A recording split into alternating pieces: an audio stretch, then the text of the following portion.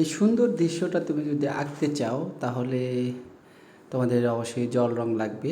আর জল রঙের মাধ্যমে কোনো ড্রয়িং করা ছাড়া শুধু রং দিয়েই কিন্তু এই ছবিটা আমি এঁকে ফেলেছি।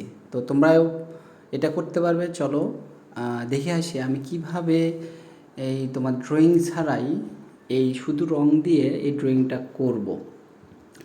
তো দেখো আমি কিন্তু প্রথমেই এটা কিন্তু হ্যান্ডমেড পেপার না, এটা হচ্ছে জাস্ট কার্টিস পেপারের একটা খাতা, ড্রয়িং খাতা। তো এখানে আমি এই যে প্রথমে দেখো একটা ব্লু আকাশের কালারটা দিয়ে নিচ্ছি। একদম জল রঙের ক্ষেত্রে কিন্তু বেশি ঘষা মাজা করা যাবে না, তাহলে এগুলো নষ্ট হয়ে যাবে। এই জন্য আমি দেখো একটা ফ্ল্যাট ব্রাশ দিয়ে ব্লুটা উপর থেকে ডার্ক করে নিচের দিকে হালকা করে দিলাম। এরপরে নিচের যে ল্যান্ডের অংশটা, এই ল্যান্ডের অংশটাকে উপর দিকে একটু হলুদ করে দিয়েছি এবং নিচের দিকে স্যাপ গ্রিন দিয়ে সবুজ করে দিলাম। এইভাবে আস্তে আস্তে নিচের অংশটুকু পুরোটাই আমি হালকা সবুজ থেকে ডার্ক সবুজে চলে যাব। ল্যান্ডের কালার হবে আর ল্যান্ডের ওপর ঘাস টাস থাকবে আর কি। তো দেখো এইটা আমি পুরো ল্যান্ডটাকে হালকা সবুজ থেকে গাঢ় সবুজ করে দেবো। তো এটা আমি গাঢ় সবুজ করে দিলাম। আর নিচের অংশটা দেখো আরও বেশি গাঢ় করতেছি, কারণ এই অংশটা অনেক কাছে আমার, ঠিক আছে? এই জন্য এই ডার্ক কালারটা আমি করে দিলাম।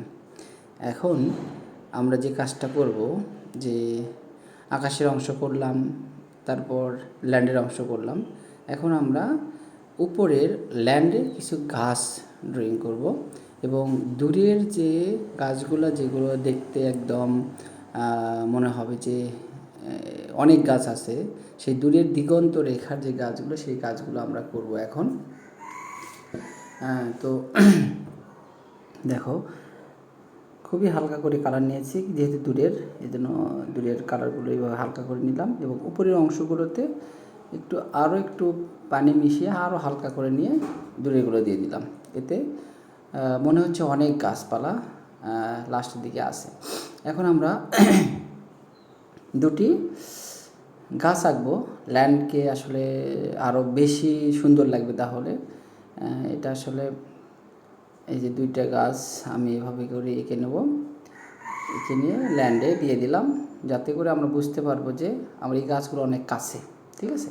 এই গাছগুলো আমাদের অনেক কাছে এবং এর সাথে সাথে কিছু ঘাস দিয়ে দেব, যে ঘাসগুলা আমরা এই যে কালারের উপর থেকে যেগুলো উপর দিকে হয়ে আছে দেখা যাবে, একটু বড় ছোট করে দিয়ে দিলাম। তো এই যে এখন আকাশের কাজ করতেছি আমি, আকাশে ছোট ছোট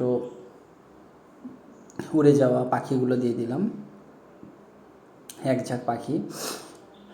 আমাদের কিন্তু আস্তে আস্তে একটা যে দৃশ্য আমরা করতে যাচ্ছি কিন্তু হয়ে আসতেছে।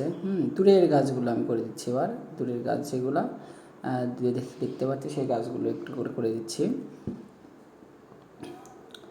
এভাবে কয়েকটা গাছ আমি করে দেব একদম দিগন্ত রেখা বরাবর, ঠিক আছে?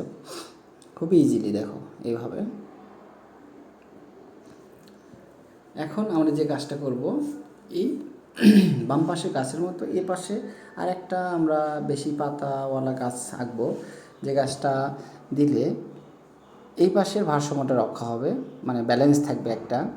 তো এই ব্যালেন্সের জন্য আমরা কিন্তু এই গাছগুলো সুন্দর করে এই মানুষ বরাবর আমরা সামনের দিকে করে দিচ্ছি। দেখো এই যে খুবই ইজিভাবে আমি করতেছি।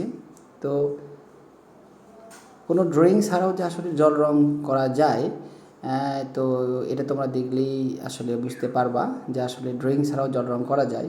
তবে অবশ্যই একটু ধৈর্য ধরে করতে হবে, কারণ ধৈর্য ছাড়া কিন্তু জল রং হবে না, ঠিক আছে? ধৈর্য ছাড়া জল রং হয় না। তো এই তো দেখতে দেখতে আমাদের জল রং হয়ে গেল।